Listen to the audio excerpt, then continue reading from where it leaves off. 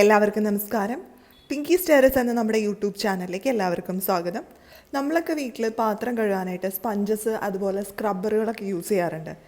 ഈ പാത്രങ്ങളൊക്കെ കഴുകുമ്പോൾ നമ്മളത് എത്രത്തോളം ക്ലീൻ ആക്കാനായിട്ട് പറ്റുമോ അത്രത്തോളം മാക്സിമം ക്ലീൻ ചെയ്യാറുണ്ട്. എന്നാൽ ഈ സ്പഞ്ചസൊക്കെ ക്ലീൻ ചെയ്യാറുണ്ടോ?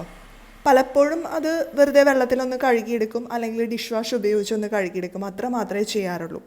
എന്നാൽ നമ്മൾ ഡെയിലി യൂസ് ചെയ്യുന്ന ഈ സ്പഞ്ചസ് വളരെയധികം കെയർഫുള്ളായിട്ട് കഴുകിയെടുക്കേണ്ടത് അത്യാവശ്യമാണ്. ഇത് കുറച്ച് ഉപയോഗിച്ച് കഴിയുമ്പോൾ ഇതുപോലെയാവും നമ്മുടെ സ്പഞ്ചസൊക്കെ. അതിൻ്റെ ഉള്ളിലെ കഴുക്കുകളൊക്കെ നന്നായിട്ട് കയറിയിരിക്കും. പ്രത്യേകിച്ച് ഭക്ഷണത്തിൻ്റെ അവശിഷ്ടങ്ങളൊക്കെ എത്ര കഴുകിയാലും പോവാത്ത രീതിയിൽ, ചിലപ്പോൾ നമ്മൾ കാണുന്ന പോലും ഉണ്ടാവില്ല, ആ രീതിയിൽ കയറിയിരിക്കുന്നുണ്ടാവും.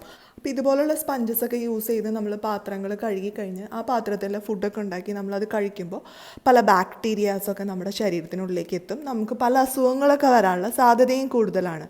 അപ്പോൾ പണ്ടത്തെ കാലത്തൊക്കെ പലരും ചകിരി പോലുള്ള സാധനങ്ങളൊക്കെ ഉപയോഗിച്ചായിരുന്നു കഴുകിയിരുന്നത്. അത് 1-2 ഉപയോഗത്തിന് ശേഷം കളയാറാണ് പതിവ്. പക്ഷേ നമ്മുടെ സ്പഞ്ചസ് ഒന്നും നമ്മളങ്ങനെ 1-2 ഉപയോഗത്തിന് ശേഷം കളയാറൊന്നുമില്ല. അപ്പോൾ അങ്ങനെ കളയാതെ നമുക്ക് ഉപയോഗിക്കണമെങ്കിൽ നമ്മളത് അത്രത്തോളം കെയർഫുള്ളായിട്ട് കഴുകി വൃത്തിയാക്കി ഡിസിൻഫെക്റ്റ് ചെയ്ത് സൂക്ഷിക്കണം. അപ്പോൾ അതിനുള്ള മാർഗ്ഗമാണ് ഇന്നത്തെ വീഡിയോയിൽ ഞാൻ ഉൾപ്പെടുത്തിയിരിക്കുന്നത്. അപ്പോൾ അധികം താമസിയാതെ തന്നെ നമുക്ക് വീഡിയോയിലേക്ക് കടക്കാം. എങ്ങനെ നമുക്ക് നമ്മുടെ സ്പഞ്ചസൊക്കെ കഴുകി ശുദ്ധിയാക്കി ഉപയോഗിക്കാം നോക്കാം.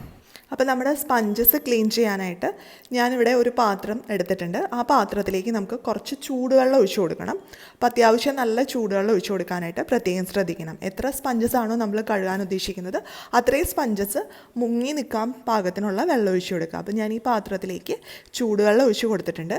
ഇനി നമുക്കിതിലേക്ക് ഒഴിച്ചു കൊടുക്കാനുള്ളത് വിനാഗിരിയാണ്. അപ്പം ഞാനിപ്പോൾ ഏതാണ്ട് ഒരു 3/4 ലിറ്റർ അളവിൽ വെള്ളം എടുത്തിട്ടുണ്ട്. അപ്പോൾ ഈ വെള്ളത്തിലേക്ക് ഞാനിനി ഒരു 1/4 കപ്പ് വിനാഗിരി ഒഴിച്ചു കൊടുക്കുകയാണ്. സാധാരണ സിന്തറ്റിക് വിനാഗിരിയാണ് ഞാനിവിടെ എടുത്തിരിക്കുന്നത്. ഈ വിനാഗിരി ഞാൻ ഈ വെള്ളത്തിലേക്ക് ഒഴിച്ചു കൊടുത്തു. ഇനി നമുക്കിതിലേക്ക് ഉപ്പിട്ട് കൊടുക്കണം. സാധാരണ നമ്മൾ കറികൾക്കൊക്കെ ഉപയോഗിക്കുന്ന ഉപ്പിട്ട് കൊടുക്കാം. 1 ടേബിൾ സ്പൂൺ അളവിലാണ് ഞാനിതിലേക്ക് ഉപ്പിട്ട് കൊടുത്തിരിക്കുന്നത്. ഈ ഉപ്പ് നന്നായിട്ടൊന്ന് മിക്സ് ചെയ്യാം. ഇനി നിങ്ങൾക്ക് വേണമെങ്കിൽ കല്ലുപ്പ് ഉപയോഗിക്കാം, അത് ഇതിനേക്കാളും കുറച്ചും കൂടെ നല്ലതായിരിക്കും. ഇപ്പോൾ രണ്ടാണെങ്കിൽ കുഴപ്പമൊന്നുമില്ല. ഇനി ഈ വെള്ളത്തിലേക്ക് നമ്മുടെ കഴുകാൻ ഉപയോഗിക്കുന്ന സ്ക്രബ്ബറുകൾ ഇട്ട് കൊടുക്കാം. എന്നിട്ട് ഒരു ദിവസം രാത്രി ഫുള്ള് ഇതിങ്ങനെ വെക്കുക. അപ്പോൾ വൈകുന്നേരം നമ്മൾ അടുക്കളയിൽ ജോലികളൊക്കെ കഴിഞ്ഞ് പാത്രമൊക്കെ കഴുകിയ ശേഷം സ്ക്രബ്ബർ ഇങ്ങനെയുള്ള വെള്ളത്തിൽ ഇട്ട് വെക്കുക.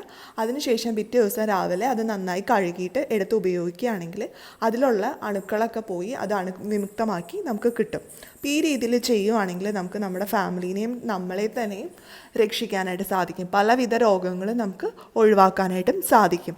വളരെ സിമ്പിളായിട്ടുള്ള കാര്യമാണ്. പലരും പറയും ഇതൊന്നും ഞങ്ങൾക്ക് അറിയാൻ പാടില്ലാത്തതല്ലല്ലോ, ഇത് ഞങ്ങൾക്ക് അറിയാവുന്ന കാര്യമാണല്ലോ എന്നൊക്കെ. പക്ഷെ പലരും അത് അവഗണിക്കുന്ന ഒരു കാര്യമാണ്. അതുകൊണ്ടാണ് ഞാനിന്ന് ഈ വീഡിയോയിൽ ഇത് ഉൾപ്പെടുത്തിയിരിക്കുന്നത്.